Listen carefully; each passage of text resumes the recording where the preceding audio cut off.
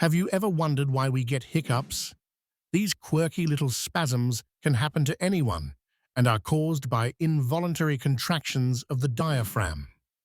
But here's a fun twist. Did you know that they can last for days?